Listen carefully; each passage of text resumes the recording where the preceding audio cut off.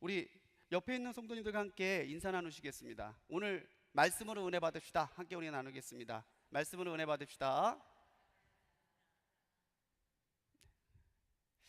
예, 지난주부터 우리 김윤아 목사님 그 말씀을 시작으로 이번 달에 전체적인 말씀의 주제는 전도입니다. 가을은 무슨 계절이죠? 가을은 무슨 계절이죠?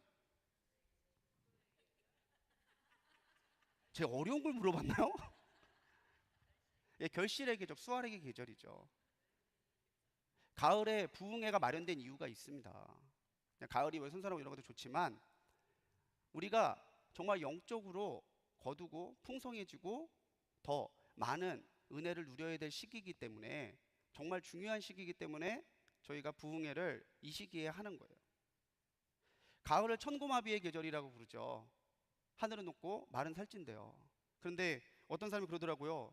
천고마비가 아니라 천고나비의 계절이래요. 하늘은 높고 나는 살찐다고, 나만 살찐다고. 다른 사람 안 찌는 것 같은데. 아무튼 가을은 사람의 마음을 풍성하게 만들고 또 사랑의 마음을 더 열어주는 그런 매력이 있는 것 같아요.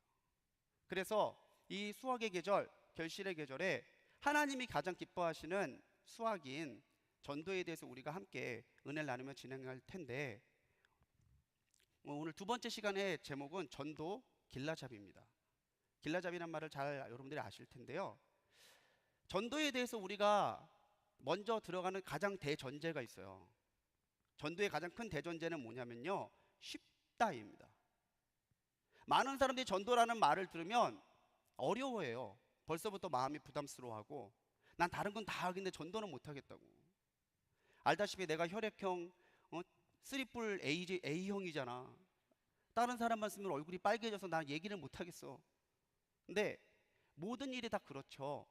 어렵다고 생각하면 한없이 어렵고, 쉽다고 생각하면 생각보다 쉽게 풀립니다. 매주 수요일마다 우리 전도대는 기도하며 전도하러 나가는데, 전도하러 나가기 전에 꼭 하는 구호가 있어요. 예. 뭐냐면 할 수 있다, 하면 된다, 해보자요. 해볼까요? 따라해볼까요? 할 수 있다, 하면 된다, 해보자. 아멘. 예, 저희 전도대는 늘 둥그렇게, 나가기 전 둥그렇게 서서 제가 선창하고요, 시작하면 할 수 있다, 하면 된다, 해보자, 아멘 이러고 나갑니다. 우리가 전도라는 것을 부담스러워하면 한없이 부담스럽지만, 전도가 오히려 성도의 일상이 되어야 된다고 성경은 말하고 있죠. 왜? 예수님께서 마지막에 우리에게 부탁하신 것이 다른 일이 아니라 영혼을 살리고 영혼을 제자 삼는 일이기 때문에 그렇습니다. 이걸 예수님의 지상 대명령이라고 그래요. 가장 큰 명령이라는 거죠. 오늘 예수님을 영접한 사람이나 10년, 20년 된 사람이나 직분이 있건 없건 내가 그리스도인이라고 고백한다면은 모든 사람에게 동일하게 주어지는 가장 큰 명령, 그게 바로 전도의 명령, 구령의 명령입니다. 그래서 오늘 우리 성경의 이야기, 특별히 나다나엘에게 예수님을 전한 빌립의 이야기를 통해서 우리가 함께 전도에 대해서 은혜 나눠보려고 하는데요, 우린 그 에베레스트 산을 최초로 정복한 사람은 뉴질랜드 출신의 모험가인 힐러리라는 사람입니다.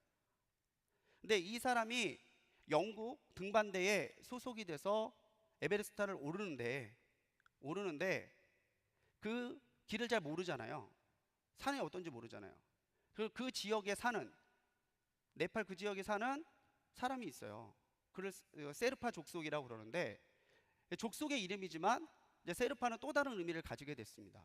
무슨 뜻이냐면 길 안내자라는 거예요.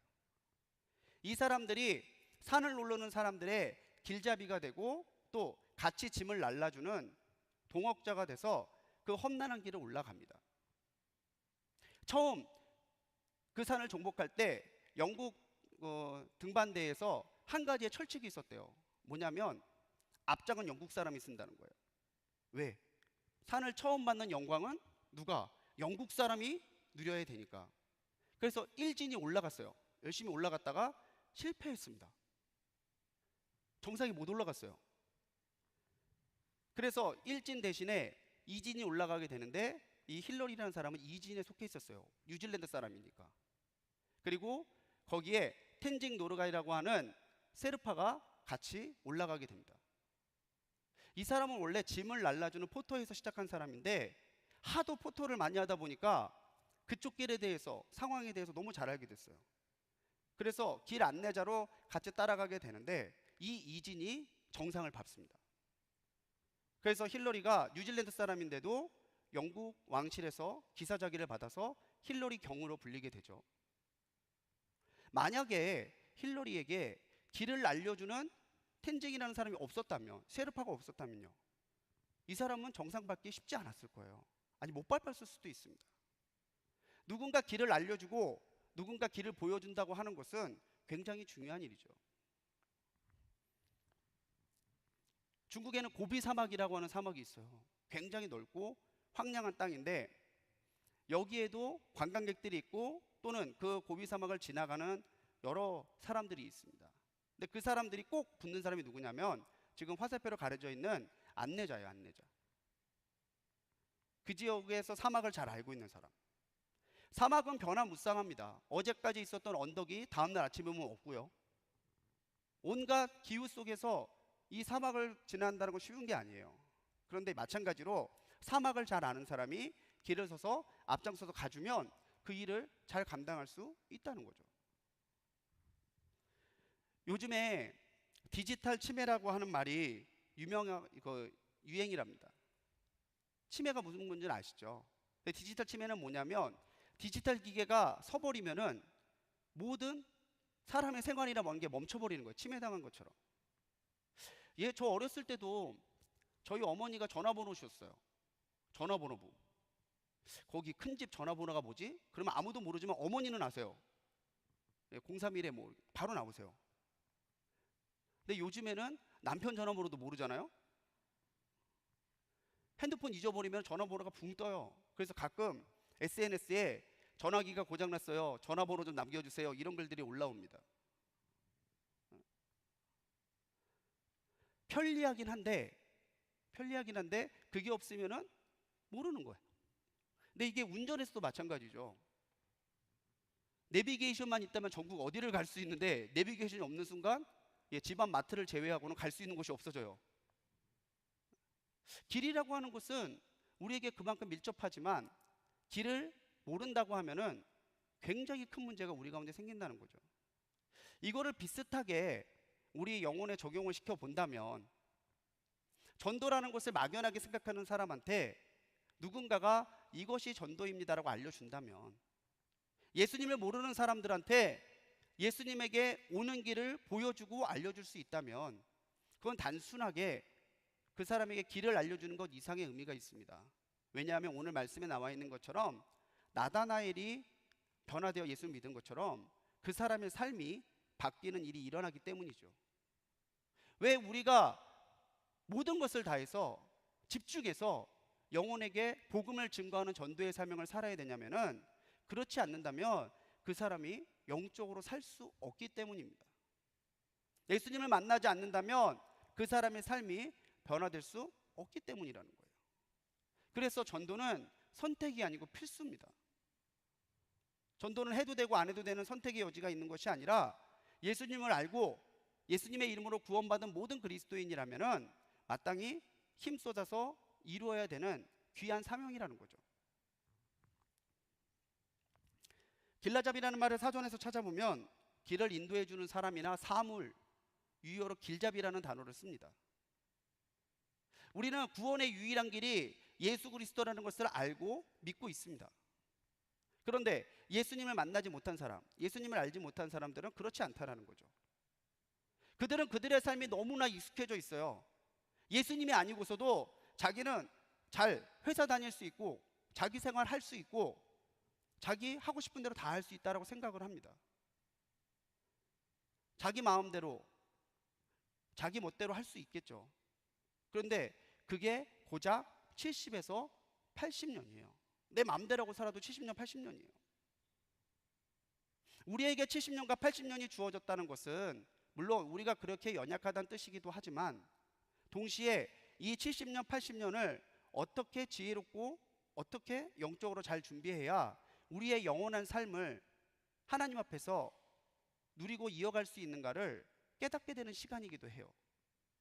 이 시간을 낭비해 버린다면 우리는 이 시간의 삶으로 모든 것을 끝내는 존재가 되겠지만, 이 시간 동안에 영원하신 하나님의 예수 그리스도를 믿는 믿음으로 성령님의 도우신 가운데 강력하게 뿌리 내린 사람은 오히려 이 7, 80년의 삶으로 말해지는 것이 아니라 그 삶 이후에 하나님께서 베풀어 주시는 영원한 생명, 영생의 삶을 누릴 수 있기 때문에 이걸 모르는 사람들에게 반드시 우리가 전해야 된다고 하는 것이죠. 오늘 이야기의 주인공은 빌립과 나다나엘입니다. 빌립이 먼저 예수님을 만나죠. 그리고 빌립이 나다나엘을 찾아와서 나다나엘에게 예수님을 전합니다. 뒤에 말씀드리겠지만 이 찾아온다라는 게 굉장히 중요해요. 나다나엘이 지나가다가 우연히 만난 게 아닙니다. 나다나엘이 빌립에게 온 것이 아닙니다. 예수님을 먼저 만나고 믿었던 빌립이 나다나엘을 찾아갔어요. 그렇게 전도는 시작이 되는 거라는 거죠. 빌립은 베세다 사람입니다. 그리고 그 이름의 뜻은 말을 사랑하는 사람이라는 뜻인데요. 이 빌립이라는 사람의 성격은 굉장히 신중하고 따지는 성격이에요. 예수님에게 한 제자가 물었죠. 우리에게 아버지를 보여주옵소서. 예수님 뭐라고 그러세요? 너희가 나와 함께 있으면서 왜 아버지를 보여달라고 하냐? 예수님이 곧 하나님이시라는 것을 말씀하시는 건데, 그때 우리에게 아버지를 보여주옵소서 하고 말했던 사람이 이 빌립입니다. 굉장히 신중하고 계산적이고 따지는 사람이죠. 근데 그랬던 사람도 예수님을 만나게 되니까 예수님을 전하는 일에 따지지도 않고 찾아가서 전하는 열정을 보여줬다는 거예요. 사도행전에는 7명의 집사 중에 한 사람 빌립이라는 사람이 나오는데 그 사람과는 다른 사람입니다.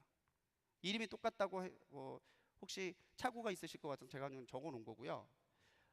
이 사람이 어떻게 삶을 마감했는지는 성경에 나와 있지 않지만 전해지는 그 이야기, 전승에서는요, 히에라폴리스라고 하는 곳에서 전도하다가 순교했다는 기록이 나와요. 히에라폴리스에 이 빌립이라는 사람이 갔는데 거기는 큰 뱀을 숭배하던 곳이랍니다. 큰 뱀을 숭배하는 것을 보고 이 사람이 저 뱀은 우상이다. 우리가 진실로 믿고 따라야 될 사람은 오직 예수 그리스도뿐이다. 이걸 증거했는데 성령께서 강력하게 역사하셔서 많은 사람들이 그 뱀의 우상을 버리고 예수님을 믿고 따라가게 됩니다. 이것을 보고 분노한 히에라폴리스의 총독이 이 빌립을 잡아다가 거꾸로 매달아서 순교시켰다고 그래요. 신중하고 따지는데, 나한테 이익이 될까 말까를 생각하는데 나중 가서는 예수님을 위해서 목숨도 아끼지 않고 전하는 전도인이 됐다라. 지난주에 우리 김연아 목사님의 어떤 그 창의 끝이라는 영화를 보셨겠지만 많은 사람들이 전도할 때 느끼는 것 중에 하나가 꼭 죽어야 되는 거 아닙니다. 우리가 그런 순교적인 사명으로 살아가고 순교적인 사명을 감당하는 것은 중요하겠지만 우리가 거기에 대한 부담을 너무 크게 느껴버릴 이유도 없다는 거죠. 이 빌립이 복음을 전해줬던 사람 나다나엘이죠. 사도 나다나엘. 이 나다나엘은 하나님의 선물이라는 뜻이고요. 예수님의 제자 중에 바돌로메가 이 사람이었을 것으로 추정이 됩니다. 이 나다나엘이라는 사람은 율법을 굉장히 잘 알고 있었고요. 또 메시아를, 성령 율법이 말하는 메시아를 기다리고 있었던 사람이에요. 그래서 빌립이 예수님을 만나고 와서 나다나엘에게 말하죠. 우리가 메시아를 만났는데 그 사람이 나사렛 예수야. 그런데 이 나다나엘이 믿지 않아요. 왜 그랬을까요? 말씀에 메시아는 베들레헴에서 태어난다고 하는 구절이 있는 걸 이 사람은 알고 있었거든요. 야, 베들레헴이 아니고 나사렛이라고? 그리고 그 당시에 나사렛은 굉장히 어려운 사람들이 살던 곳이고 또 종교적으로도 천시받던 곳입니다. 그래서 나사렛 같은 곳에서 무슨 메시아가 나타난다는 거야? 이게 그 사람의 편견의 문제도 있었지만 이 나다나엘이 그만큼 말씀에 대해서 잘 알고 있었던 사람이라는 거예요. 그렇지만 그가 정말 예수님을 간절하게 기다려왔고 또 예수님을 만났을 때에 그의 마음 중심에 간사함이 없고 진실하고 충실하다는 것을 예수님이 보셨어요. 그리고 인정해 주시죠. 이 사람은 정말 간사함이 없는 사람이다. 전해지는 이야기에서는 이 나다나엘은 아르메니아라는 곳에서 역시 복음을 전하다가 순교하는 삶으로 마감을 했다라는 전승이 전해지고 있습니다. 그러면 우리 본격적으로 이 이야기를 통해서 전도의 길라잡이가 되는 이 빌립의 모습을 함께 나눠볼 텐데, 전도의 가장 첫 번째 시작은요, 만남이에요. 만남. 예수님과의 만남이 없으면 신앙이 시작되지 않습니다. 마찬가지로 예수님을 알고 믿는 사람과 예수님을 만나야 될 사람이 만나지 않으면요, 거기에는 예수님이 전해질 수 없다는 거죠. 그래서 믿음은 뭐에서 난다고 믿음은 뭐에서 난다고 이야기하죠? 들음에서. 그러면요, 들려주는 사람이 있어야 될 거 아니에요. 누군가가 가서 들려줘야 이 사람이 예수님을 알고 믿게 될 거란 얘기입니다. 우리에게는 예수님을 전해줬던 사람이 있었어요. 모태신앙이면 부모님일 거고요. 자기를 예수님을 소개시켜주고 예수님을 만나게 해줬던 전도의 길라잡이가 됐던 사람들을 우리는 다 가지고 있습니다. 또 예수님을 소개해줬던 사람이 있는가 하면은 예수님의 모습을 보여주고 예수님의 사랑과 예수님의 능력을 체험하게 해줬던 사람들도 있습니다. 내가 아직 신앙이 어릴 때 나를 섬겨줬던 그 선생님, 그 권사님, 그 목사님, 그 장로님, 우리의 기억 속에 내게 예수님을 보여줬던 사람들을 또 우리는 잘 가지고 있죠. 빌립이 예수님을 전하게 됐을 때 먼저 빌립이 예수님을 만났던 사람이기 때문에 그렇습니다. 43절의 말씀이죠. 이튿날 예수께서 갈릴리로 나가려 하시다가 빌립을 만납니다. 또 빌립을 만나서 예수님 말씀하시죠. 나를 따르라. 예수님과의 만남에서 우리에게 주어지는 것은 예수님의 부르심, 콜링입니다.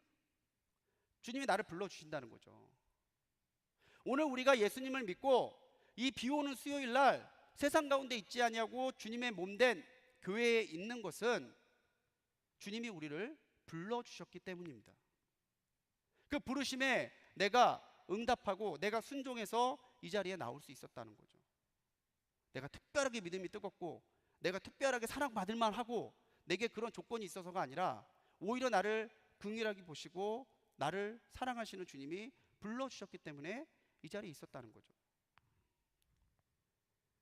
그래서 우리가 전도할 때에 먼저 점검해야 될 것은 내가 만난 예수님이 있는가입니다. 내가 만난 예수님. 우리 그리스도인들에게는 분명한 예수님과의 만남, 회심의 체험이 있어야 돼요. 그래야 그 예수님에 대한 확신이 생기고 예수님이 구원의 유일한 길이라는 확신이 생겨서 다른 사람에게 전할 수 있는 거죠. 나도 만나지 못한 예수님을, 나도 확신하지 못한 예수님을 어떻게 전하겠어요?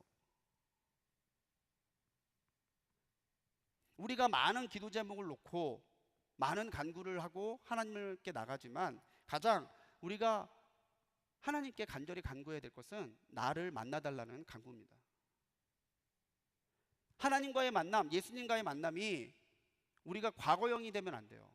만났었더랬지, 그랬었었지, 20년 전에, 청년치대에. 그러면 안 된다는 거죠. 예수님과의 만남은 지금도 내 삶에서 일어나고 있는 기적이 돼야 되고 기쁨이 돼야 되고 은혜가 돼야 돼요. 내가 만난 예수님이 내 심령에, 내 심장에 정말 분명하게 살아 계셔야 우리는 내 의지를 가지고 내 목숨을 가지고 이렇게 전도할 수 있는 것이 아니라 주님께서 주시는 감동과 능력을 가지고 전할 수 있는 사람이 되는 거죠. 우리의 가슴 속에 예수님이 가득 차 있어요. 지금도 내가 예수님을 만나고 그분의 손길을 느껴요. 그러면요, 우리는 저절로 전하지 않을 수 없습니다. 나가서 전하게 되는 거죠. 나의 가슴을 가득 채우고 있는 예수님을. 그래서 우리가 예수님의 부르심을 확신하는 사람들이 되어야 된다는 거예요. 나를 불러주셨다는 거죠. 그냥 바람 따라 구름 따라 우리가 여기 있는 것 아닙니다. 분명한 하나님의 목적이 있어서 수많은 도시 중에 여기를, 또 수많은 교회 중에 우리 불꽃교회로 하나님 불러주신 거예요. 우리가 부르심을 받았고 하나님께 우리 불러주신 그런 계획이 있는 것을 안다면요, 그 다음 우리에게 필요한 것은 뭐겠습니까? 내 마음속에 나를 불러주신 하나님의 부르심에 우리가 응답하는 거예요. 순종하는 거예요. 전도는 순종이라는 거죠. 전도는 응답이라는 거죠. 나를 기대를 가지시고 나를 주목하시면서 나를 불러주신 하나님의 사랑과 기대에 우리가 응답하는 것이고 우리가 순종하는 거예요. 그렇기 때문에 증인은 예수님을 만나고 체험한 사람입니다. 그랬었대, 저랬었대 하는 신앙에는, 그런 말에는 파워가 없어요. 어떤 사건이 있을 때 증인을 찾죠. 근데 증인이 왔는데 증인이 글쎄 그럴걸요? 아마 그럴 겁니다. 그랬었을 거예요. 이러면 증언으로 채택이 안 됩니다. 확실한 게 아니잖아요. 당신 봤어요? 본 거는 아니지만 제 생각에는 그래요. 그러면 그건 증언이 아니에요. 그렇습니다. 제가 봤습니다. 제가 봤습니다. 제가 들었습니다. 체험한 게 있어야 증인이 된다는 얘기예요. 우리가 전도할 때에 내가 만난 하나님, 내가 체험한 하나님의 사랑이 있어야 돼요. 그래서 우리가 예수님을 만나야 되고 예수님과의 만남이 우리의 전도의 시작점이 돼야 된다는 거죠. 내가 체험한 하나님의 응답, 내가 체험한 하나님의 살아계심이, 정말 하나님의 하나님 되심을 경험한 체험이 내게 생생하게 살아있어야. 하나님은 눈에 보이시지 않습니다. 그런데 우리는 하나님의 살아계심을 알고 믿잖아요. 하나님을 만나지 못한 사람은 하나님의 살아계심에 대한 확신이 없습니다. 하나님을 보여줘야 돼요. 그럼 뭘로 보여줄 거냐는 얘기예요. 내게 역사하시는 하나님, 지금도 나를 끌어가시는 하나님, 나를 붙들어 주시고 지금 나를 움직여 가시는 그 하나님의 살아계신 역사, 나 한 사람을 지금 가득 채우시고 품어주시고 끌어가시는 하나님의 그 놀라운 섭리를 가지고 우리가 하나님을 증거해야 된다는 거죠. 먼저 예수님을 깊이 만나시는 우리 성도님들이 되시기 바랍니다. 이랬을걸요? 저랬을걸요가 아니라 그렇습니다라고 분명하게 말할 수 있는 분명한 체험이 우리 성도님들에게 늘 함께 하시기를 간절히 소망합니다. 예수님을 만났어요, 빌립이. 그 다음 단계는 뭘까요? 내가 만난 예수님을 전하러 가야죠. 전도는 만남이에요. 찾아가지 않으면 아무 이런 일도 일어나지 않습니다. 빌립이 나다나엘을 찾아 이르되, 찾아갔다는 얘기죠. 예수님을 만났어요. 아, 이분이 메시아예요. 이분이 정말 우리의 유일한 구원의 길이세요. 하나님이세요. 이것을 체험한 나다나엘, 빌립이 떠오른 사람이 누구냐면 나다나엘이었다는 거죠. 왜 나다나엘이 떠올랐을까요? 물론 빌립과 나다나엘이 친했으니까 그렇겠죠. 그런데 빌립은 알고 있었던 거죠. 나다나엘이 메시아를 기다리고 있는 사람이라는 것을 알고 있었어요. 참으로 예수님을 기다리고 있고 예수님이 필요한 사람이라는 것을 알고 있었다는 거죠. 그래서 빌립의 머리에는 내가 만난 이 예수님 어떻게 누구에게 전하지 했을 때 나다나엘 떠오른 거예요. 근데 그 사람은 생각만 하고 있지 않았다는 거죠. 에휴, 나다나엘도 나처럼 예수님 믿었으면 좋겠다, 이러고만 있지 않았다는 거죠. 찾아서 갔어요. 찾아가서 이뤘다는 거죠. 이 사람이 율법에 대해 잘 알고 있고 말씀에 잘 알고 있는 것을 아니까 그렇게 빌립이 얘기하는 거예요. 야, 모세가 말한 율법에 기록했던, 또 여러 선지자가 말했던 그 메시아를 내가 만났어. 바로 나사렛 예수셔. 전도의 가장 첫 번째는요, 전할 대상을 찾아가는 겁니다. 찾아가는 거. 우리가 전하고자 하는 마음이 생기면요, 전할 대상을 하나님께서 감동으로 주세요. 제가 그거는 분명히 체험하니까 말씀드릴 수 있어요. 우리에게 전할 마음이 없는 게 그게 문제인 거지, 내가 만난 예수님을 전해야 될 텐데 라고 하면요, 분명히 하나님께서 감동해 주시는 사람이 있고 만나게 하시는 사람이 있습니다. 그냥 생각지도 못한 곳에서 만나게 하시고 생각지도 않았던 사람을 떠올리게 하셔요. 그럼 가서 전하면 되는 거예요. 전하면. 오늘 빌립이 나다나엘에게 가서 예수님을 전했던 이 말을 우리가 잘 새길 필요가 있습니다. 빌립은요, 나다나엘이 어떤 사람인지 잘 이해하고 있었다는 거예요. 걔가 참 율법에 대해서 밝지, 걔가 정말 메시아를 만나고 싶어하는 마음이 있지. 이걸 빌립이 알고 있었어요. 그 사람에 대해서 잘 관찰하고 그 사람이 어떻게 해야 예수님을 만날 수 있을지를 빌립은 알고 있었다는 거죠. 가자마자 야, 내가 예수라는 사람을 만났는데 그 사람이 메시아야, 이렇게도 얘기할 수 있었겠죠. 그런데 빌립은 뭐라고 얘기했어요? 모세가 율법에 기록하고 선지자가 말하고 네가 기다렸던 메시아가 바로 예수, 요셉의 아들 나사렛 예수시. 전도가 지혜가 필요합니다. 밑도 끝도 없이 교회 갑시다. 그런데 안 가? 너 그러다 지옥 가. 전도하면서 우리에게 예수님의 모습이 없어요. 야, 너처럼 교회 다니면 난 안 다녀. 오늘 우리가 전하는 게 중요하겠지만 전할 때에 어떻게 전할 거에 대한 그런 지혜가 우리가 굉장히 필요하다라는 거예요. 그런데 그런 지혜는요, 뭐 배워지고 익혀지고 체계를 볼 수 있는 게 아니에요. 제가 체험한 바로는 전도의 방법은요, 그 사람을 사랑할 때 보이더라고요. 그 사람의 필요가 보이고 그 사람의 상태가 보이고 내가 그 사람을 사랑으로 섬겨줄 수 있고 내가 그 사람에게 나눠줄 수 있는 게 무엇인지를 보게 돼요. 그렇게 나눠주는 거죠.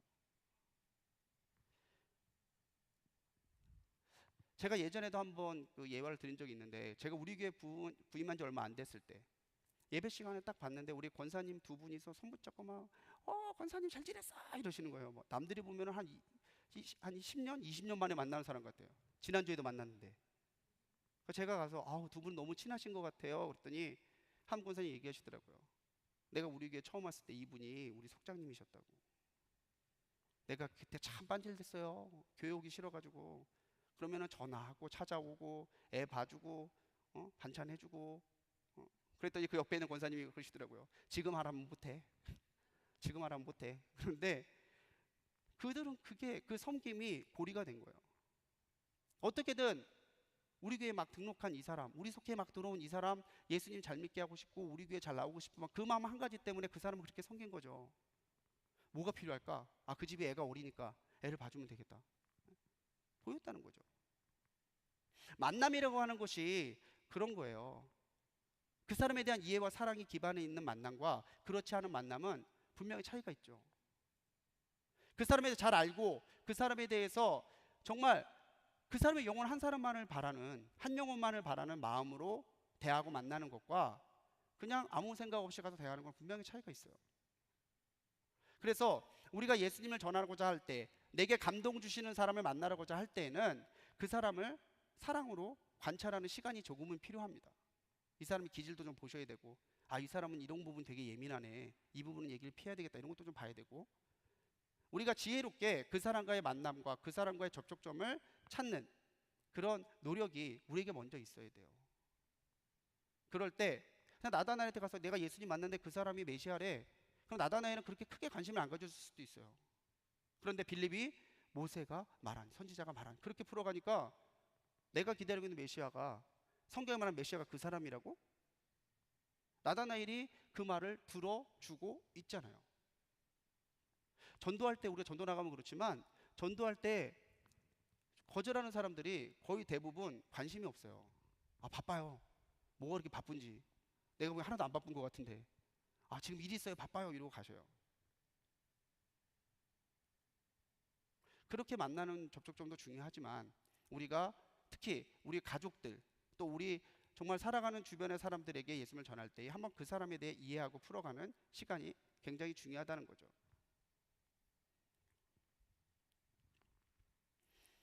이때부터 전도의 지혜가 필요합니다. 전도의 지혜를 우리가 굉장히 필요한데, 첫 번째로 우리가 가져야 될 지혜는 뭐냐면요, 타이밍이에요. 분명히 하나님께서 전하게 하시는 타이밍이 있습니다. 그 타이밍을 놓치면요, 다음 타이밍 올 때까지 굉장히 많은 시간이 걸릴 수도 있어요. 하나님이 그 사람의 마음을 약하게 하신다든가, 아니면은 내가 복음을 전할 때 나에 대한 호감을 높여놓으신다든가, 이 사람이 복음을 듣고 예수님을 알고 믿고 교회에 나올 수 있게 만드는 타이밍이 분명히 있습니다. 그 타이밍을 우리가 보고 놓치지 않는 게 중요하다는 거죠. 똑같은 말씀인데, 먼저 빌립이 예수님에 대한 확신이 있었어요. 이 사람이 그 메시아야. 이게 아까 중요하다고 말씀드렸죠. 내가 전해야 될 순간에 타이밍을 놓치게 될 때 가장 큰 이유 중에 하나는 예수님에 대한 확신이 흔들릴 때입니다. 나도 잘 못 믿는데, 나도 교회 잘 못 나가는데 내가 누구가 이게 전해? 그래도 알잖아요. 그래도 믿잖아요. 그렇다면 전할 자격과 전할 준비는 충분히 돼 있으신 거예요. 미뤄서는 안 된다는 거죠. 지체하지 않고 증거하는 것, 그 시기를 놓치지 않는 것, 그 결단과 그 지혜가 우리에게 필요합니다. 전도의 타이밍을 잘 보고 전도의 타이밍을 놓치지 않는 지혜가 우리에게 있어야 된다는 거죠. 타이밍이 굉장히 중요해요. 타이밍이. 얼마 전에 새벽 때 새벽기도 때 이렇게 성도님들 오시면 우리 목사님들이 이렇게 와서 맞이하시잖아요. 새벽기도 오시는 분들. 근데 제가 이렇게 성도님들 맞이하고 있는데 담임 목사님 들어오셨습니다. 담임도 들어오시는데 그 뒤에 권사님이 한 분 따라오시는 거예요. 근데 이 순간 이 거리감을 제가 놓쳤어요. 담임 목사님 앞에 계시고 뒤에 권사님이 계셔요. 그러면 목사님 지나가시면은 인사하고 권사님께 손을 내밀어야 되는데 타이밍을 놓쳐서 목사님께 손을 내밀었어요. 제가 순간 내밀면서 되게 당황스러웠어요. 이 상황을 어떻게 처리를 해야 되지? 손을 들이밀기도 그렇고. 근데 담임 목사님이 웃으시면서 잡아주시더라고요. 하시고 되게 위로받았어요. 그리고 뒤에 권사님에게도 이렇게 악수하고 들어갔는데 자리에 앉아서도 얼굴이 계속 빨갛게 달아오르는 거예요. 내가 왜 그랬을까? 말해야 될 타이밍이 있고 기다려야 될 타이밍이 있어요. 전해야 될 타이밍이 있고. 근데 그 타이밍은요, 우리가 눈치로 코치로 보는 게 아니라 성령께서 감동으로 주셔야 돼요. 그래서 기도하고 찾아가고 기도하면서 그 타이밍을 알려달라고 말하는 게 굉장히 중요하다는 거죠. 하지만 지금이 타이밍이다 그러면 주저하지 아니하고 가서 전하는 결단이 우리에게 필요하다는 겁니다. 콜로라도의 스프링스 하비스트 처치의 담임인 더치 시치라는 목사님이 하나님의 타이밍을 포착하라는 책을 썼어요. 근데 거기에 뭐라고 써 있냐면 그분은 가끔 우리에게 생각할 시간을 적게 주신다. 왜냐하면 우리가 그 일을 망칠 수 있기 때문이다. 그분은 우리가 이것저것을 분석해 보면서 생기게 되는 무력함이 없이 빨리 길을 떠나기를 원하신다. 물론 주님께서 충분한 기도의 시간을 주실 때도 있습니다. 그런데 어떨 때는 정말 기도할 시간조차 없이 밀어붙이실 때가 있어요. 야, 빨리 해, 빨리 해, 빨리 해. 너무 마음이 조급해요. 왜 이렇게까지 밀어붙이시지? 그거에 대해서 이 더치 시치라는 목사님은 그렇게 얘기했다는 거죠. 이것저것을 분석해 보면서 생기게 되는 무기력함, 그에게 이게 맞지 않나 저게 맞지 않나 따지면서 생기는 그런 무기력함 대신에 빨리 길을 떠나는 결단을 원하실 때 하나님이 우리를 그렇게 몰아가실 때가 있다는 거예요. 타이밍을 놓치지 않게 하시려고. 두 번째 지혜는요, 초청입니다. 타이밍을 잡았다면 이제는 초청이죠. 나다나엘이 빌립의 말을 듣고 비웃습니다. 나사렛? 야, 나사렛에서 무슨 선한 것이 날 수 있어? 나사렛에 무슨 메시아가 나? 말도 안 되는 얘기 하지 마. 근데 빌립이 뭐라고 얘기해요? 그분이 어떤 분이고 그분 나사렛 출신이긴 하지만 사실은 베들레헴에서 태어나고, 그런 얘기 안 했어요. 딱 네 글자예요. 와서 보라. 얼마나 빌립이 예수님에 대한 확신이, 복음에 대한 확신이 차 있었는지를 말해주는 대목이죠. 딴 말 필요 없다는 거예요. 와서 보라고. 전도할 때에 많은 사람들이 핑계를 댑니다. 애가 우리고 뭐 이렇게 핑계를 막 대요. 그럴 때 우리가 일일이 답변해 주다 보면요, 본질이 흐려져요. 한마디 하시면 되는 거예요. 와봐. 일단 잡숴봐. 일단 믿어봐. 근데 내가 믿으니 좋잖아요. 내가 믿으니까 귀하잖아요. 내가 믿으니까 하나님의 체험이 있잖아요. 그런 사람이 할 수 있는 말이에요. 와서 보라. 전도는 설득이 아니라 선포입니다.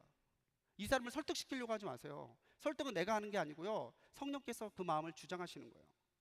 나는 전하는 거 거기까지예요. 만약에 내가 전도해서 그 사람을 변화시키는 거면요, 전도라는 말이 아니라 변도라는 말을 썼을 거예요. 이건 제가 만든 말이에요. 도를 전하는 게 아니라 도로 변화시키라는 게 아니에요. 우리는 도를 전하라는 거죠. 하나님도 아세요. 우리가 사람의 마음을 바꿀 능력이 없다는 거 아신다는 거죠. 근데 우리에게 꼭 이 사람이 뒤집어지고 이 사람이 예수님을 믿고 나오게 만드는 그 결과까지를 하나님 요구하시는 거 아니라는 거죠. 그건 하나님이 책임지세요. 전하지 않으니까 일이 생기지 않는 거지, 전하고만 난다면 하나님 그 뒤부터는 만들어 가시는 은혜가 있다는 거죠. 빌립이 나다나엘에게 와서 보라 했지만 이 말의 원조는 빌립이 아닙니다. 그 앞서 우리 1장 39절에 이런 말씀이 있어요. 같이 읽을게요. 시작. 예수께서 이르시되 와서 보라.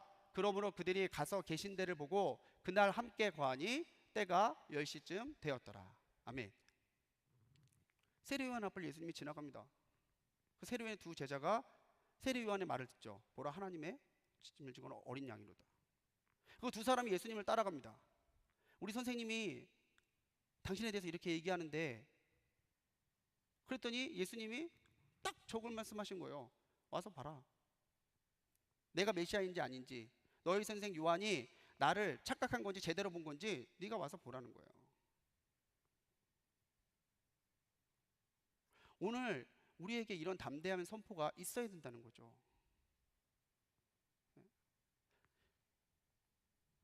고구마 전도왕으로 유명한 김기동 집사님이 그런 말씀 하시더라고요. 예. 사람을 고구마로 치면, 그러면 안 되지만 편의상 고구마로 치면 익은 고구마가 있고 설익은 고구마가 있대요. 익은 고구마는 젓가락 툭 대면 훅 들어가듯이 복음이 쭉 들어가는데, 안 익은 고구마는 대면은 튀긴다는 거예요. 익은 고구마는 가서 전하고 그 사람에게 사랑으로 섬기는 모습이 필요하죠. 그런데 기다려야 될 타이밍이 있다면요, 그때는 지혜롭게 기다려주는 게 또 우리에게도 필요한 지혜예요. 하지만 분명하게 그 사람에게 전해줘야 된다는 거죠. 예수님을 믿는 삶이 진짜 의미 있는 삶이고, 예수님을 믿어야만 우리의 삶이 여기서 끝나는 삶이 아니라는 것을 말해줘야죠. 담대하게 그 사람들에게 와서 보라 라고 말할 수 있는 담대함과 그런 결단이 우리에게 있어야 된다는 거예요. 아, 내가 전한다고 우리 남편은 씨알도 안 먹히니까 그런 얘기 하지 마세요. 그런 얘기를 하덜덜 마세요. 하나님이 그 사람에 대해 어떤 계획을 갖고 있는지 어떻게 아셔요? 우리는 거기까지예요. 와서 보라, 그 말까지예요. 복음을 제시하고 복음을 보여주고 거기에요.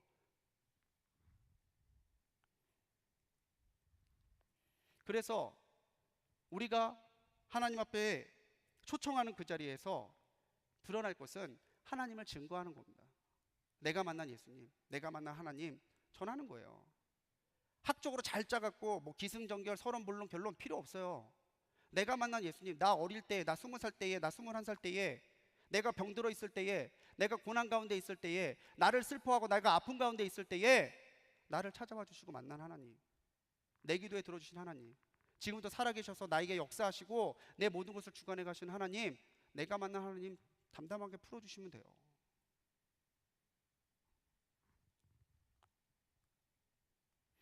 나사렛에서 무슨 선한 것이 날 수 있느냐? 나다나엘이 전형적인 복음을 거부하는 사람들의 모습을 보여주죠.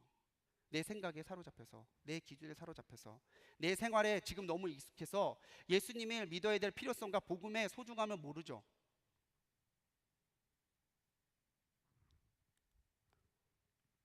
전도는요, 예수님에 대한 오해와의 만남이에요. 많은 사람들이, 예수님을 만나지 못한 사람은 예수님을 오해한다는 거죠. 저 사람은 하나님이 아니야. 예수님이 너 별다른 거 있겠어? 지금까지도 예수님 안 믿고 잘 살았는데. 그 사람이 가지고 있는 예수님에 대한 잘못된 생각, 예수님이 가지고 있는 오해, 이런 것들을 우리가 바꿔줘야 되는데 그 능력이 우리에게 없잖아요. 무슨 말로 그 사람의 마음을 바꾸고 무슨 행동으로 그 사람의 마음을 얻겠어요? 우리가 말할 거는요, 말씀밖에 없고요. 우리가 말할 거는요, 내가 만난 예수님밖에 없어요. 그래야 또 그 말이 파워가 있습니다. 우리 목사님이 그러는데, 우리 속자님이 그러는데 그 사람한테 별로 안 와닿아요. 자기야, 내가 3년 전에 정말 죽다 살아난 거 알잖아. 난 그때 정말 죽는 줄 알았거든. 그런데 그때 내가 하나님 만났잖아. 죽음에 대한 두려움이 없더라. 이렇게 죽으면 하나님이 나 천국 데려가시겠지. 살려주실 것 같다는 생각이 들더라. 하나님 나 살려달라고 기도했는데 하나님이 나를 살려주셨어. 여러분, 어떤 게 더 파워가 있을 것 같으세요? 어떤 증거가 더 힘이 있을 것 같으세요? 많은 사람들이 나다나엘처럼 그렇게 핑계를 댈 겁니다. 그렇게 복음을 거부할 겁니다. 그래서 우리 복음 제시할 때도, 전도 포발에도 분명히 그런 얘기를 하지만 복음을 거부하는 거지 나를 거부하는 게 아니에요. 괜히 내가 상처받아가지고 그럴 필요 없다는 거예요. 나한테 예수님 얘기도 하지도 마라. 쌀쌀맞네. 내가 너한테 예수님 얘기하면 내가 앞으로 사울 간다. 그러면 안 된다는 거죠. 내가 그 사람한테 모욕을 당하고 내가 마음의 상처를 받은 건 있겠죠. 그렇긴 하겠지만 그 사람이 나를 거부하고 나를 공격한 게 아니에요. 복음을 거부하고 복음에 대한 오해가 있는 거죠. 그런데 거기에서 물러나 버린다면, 거기서 포기해 버린다면,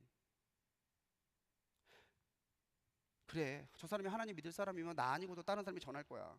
그렇죠. 나 말고도 다른 사람이 전하겠죠. 그런데 하나님은요, 내가 그 사람에게 전하기를 원하신다는 거예요. 하나님의 사명은 그렇습니다. 내가 아니어도 감당할 사람이 있어요. 근데 하나님은 굳이 그 일은 네가 해달라잖아요. 다른 사람 말고 너. 조금 다른 얘기지만 제가 정말 사명을 피해서 도망다닐 때가 있었습니다. 그래도 양심은 있으니까 주일 예배는 빠질 수는 없고, 예? 기도를 못 하겠어요. 괜히 기도할 때 음성 들려주실까 봐. 늘 피해서 도망다녔는데, 예? 자꾸 하나님 앞에 그러면은 자꾸 거래를 걸게 돼요. 하나님 대신 이거 할게요. 하나님 내가 대신은 이렇게 할 테니까 그것만은 안 돼요. 근데 하나님은 안 바꾸시더라고요. 저 말고도 목사할 사람 되게 많아요. 하나님. 그래, 많죠. 많은 거 안다고. 근데 그 음성 주시더라고요. 근데 나는 네가 그거 했으면 좋겠어.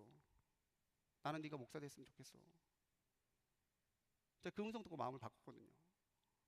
내가 아니어도 전도할 사람 많습니다. 그렇겠죠. 하나님이 그 영혼을 포기하지 않으신다면 누군가에게 복음을 듣게 하겠죠. 그런데 하나님은 그 사람이 나를 통해서 복음을 듣기를 원하신단 말이에요. 그래서 우리가 때를 얻든지 못 얻든지 주님의 말씀을 증거하는 일에 힘을 쏟아야 되는 게 그 사람의 때가 나일 수도 있다는 거예요. 내가 그 사명을 감당하지 못하면 그 사람이 또 예수님께 나올 때를 놓칠 수도 있다는 거예요.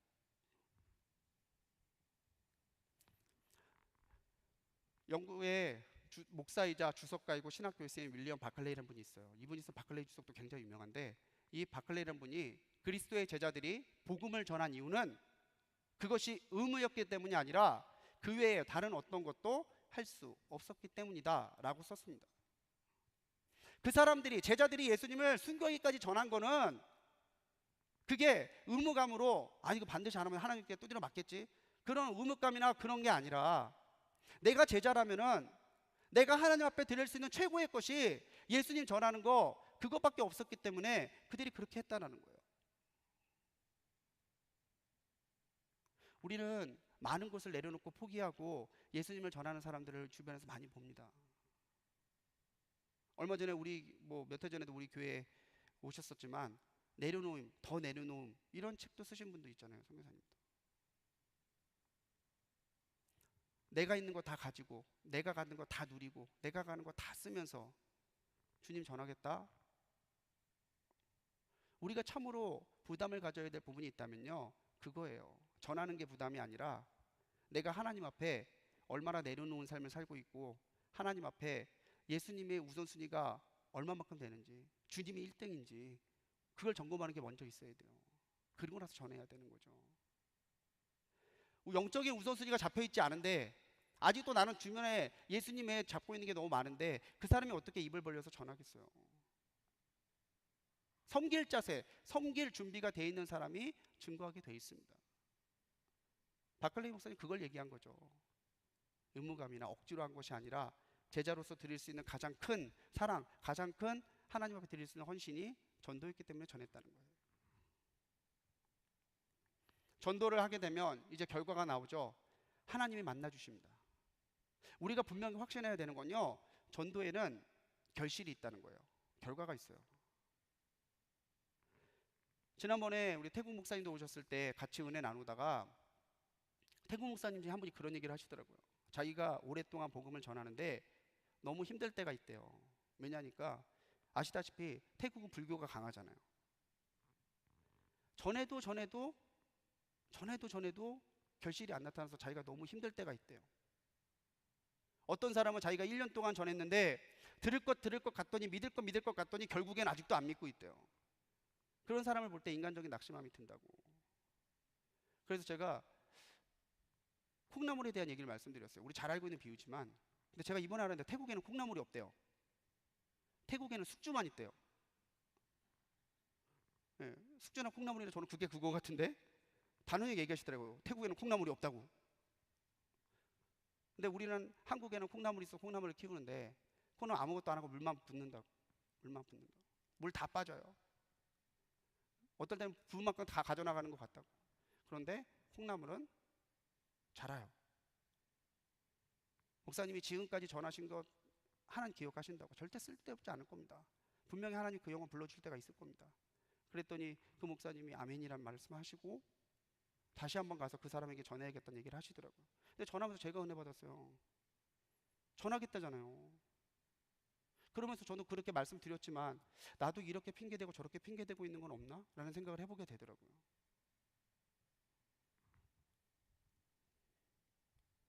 하나님이 만나 주신다는 거죠. 47절 말씀 같이 읽어보겠습니다. 시작. 예수께서 나다나엘이 자기에게 오는 것을 보시고 그를 가리켜 이르시되 보라 이는 참으로 이스라엘 사람이라 그 속에 간사한 것이 없도다. 주님은 나다나엘을 아셨다는 거죠. 나다나엘의 중심이 어떤지 아셨다는 거예요.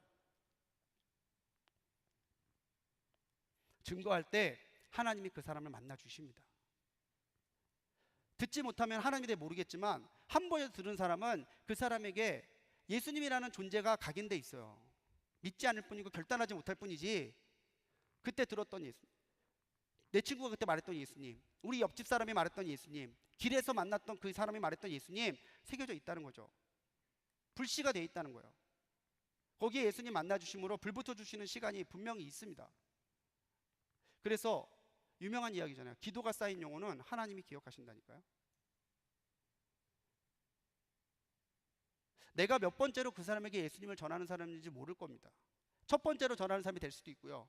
몇백 명째 되는 전도자가 될 수도 있어요. 하지만 계속해서 그 사람이 예수님을 듣고 하나님의 초청을 부르심을 들을 때에 그 사람이 하나님과의 만남의 점은 점점 가까워지고 있다는 거예요. 가끔 오랫동안 가족의 구원을 위해서 또 살아가는 사람의 구원을 위해서 기도하는 사람들이 그렇게 오랫동안 기도하시는 걸 봅니다. 20년, 30년. 때때로 얼마나 마음에 낙심도 되고 얼마나 힘도 들겠어요. 기도해도 이 사람 정말 될까? 올까? 그런데 그렇게 포기하지 않고 기도하고 포기하지 않고 전하는 사람들이 있기 때문에 하나님을 만나는 사람들은 계속 이 시간에도 생겨나고 있다는 거죠. 만나주시면 변화시켜주게 돼 있습니다. 나다나엘이 그 얘기를 듣고 말하죠. 당신은 하나님의 아들이시고 당신은 이스라엘의 임금입니다. 불과 얼마 전까지만 해도 나사렛에서 선한 것이 날 수 있냐고 물었던 나다나엘이 자기의 입으로 고백해요. 이런 감격의 순간이 분명히 있다는 거죠. 이 나다나엘의 고백은 시편에 근거한 고백입니다. 시편의 고백을 인용한 거예요.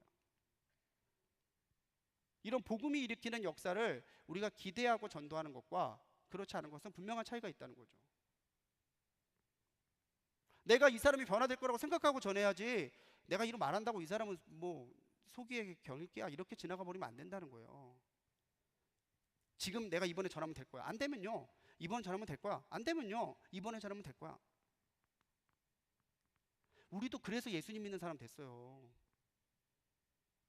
처음부터 우리가 아멘 내가 예수를 믿겠습니다 그랬던 거 아니잖아요. 우리도 얼마나 많이 핑계대고 얼마나 많이 피했어요. 근데 계속해서 나에게 전해주고 포기하지 않고 와서 전해주는 그 사람 때문에 한번 가볼까, 한번 믿어볼까, 한번 다녀볼까 그러다가 지금 오늘 여기까지 오는 거잖아요. 분명히 하나님께서 일으키시는 변화의 역사가 있다니까요. 우리가 변화된 사람에게 하나님이 주시는 은혜가 있습니다. 그게 뭐냐면요, 약속이에요.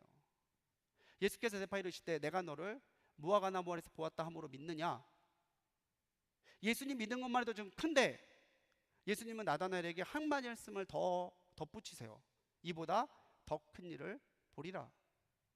네가 이제 나를 믿었으니 네가 나를 믿음으로 너희 주로 고백했으니까 내가 너에게 보여준 것보다 더 큰 일을 너희가 보게 될 거다. 예수님 약속해 주셨다는 거죠.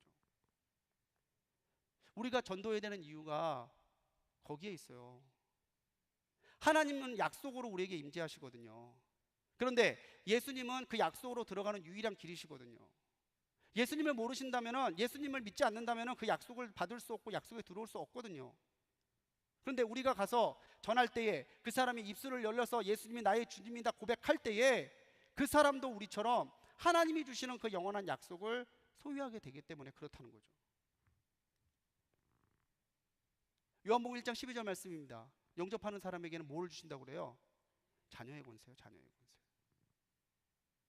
자녀된 우리처럼 그들도 자녀의 권세가, 자녀의 은혜가 누릴 수 있도록 하나님께서 그 약속을 허락해 주신다는 거예요. 그거 바라보고 우리 전도하는 거잖아요. 교회 나오면 우리에게 뭐 돈이 생겨요, 떡이 생겨요, 발이 생겨요, 쌀이 생겨요.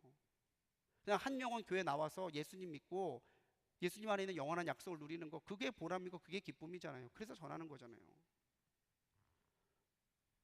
에베소서 2장 12절로 13절 말씀입니다. 우리 마지막으로 같이 한번 읽어볼게요. 시작. 그때 너희는 그리스도 밖에 있었고 이스라엘 나라 밖의 사람이라. 약속의 언약들에 대하여는 외인이요 세상에서 소망이 없고 하나님도 없는 자이더니 이제는 전에 멀리 있던 너희가 그리스도 예수 안에서 그리스도의 피로 가까워졌느니라. 옮기는 과정에서 좀 잘렸나 보네요. 그리스도 예수 안에서 그리스도의 피로 가까워졌느니라. 이게 마지막에 붙어있는 뭐 지금 나와 있지 않지만 그 내용입니다. 우리가 다 그랬다는 거죠. 약속 밖의 사람이었고 외인이었고 하나님과의 구원, 하나님의 영생과는 상관없는 사람이었다는 거죠. 그런데 우리가 예수 그리스도를 믿고 예수 그리스도를 바라보는 그 믿음을 통해서 우리는 주님의 피로 그 약속을 받게 됐다는 거예요. 그래서 제가 전도는 뭡니까? 라고 정의한다면요, 저는 이렇게 정의하고 싶어요. 가장 강력한 사랑의 표현입니다.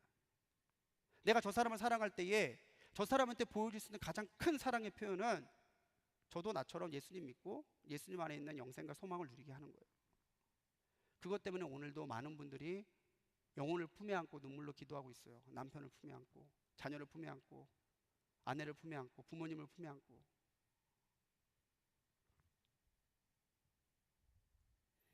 포기하지 않고 낙심하지 아니하고 끝까지 힘을 내서 주님을 전하고 전도할 수 있는 우리 성도님들이 되시기 바랍니다.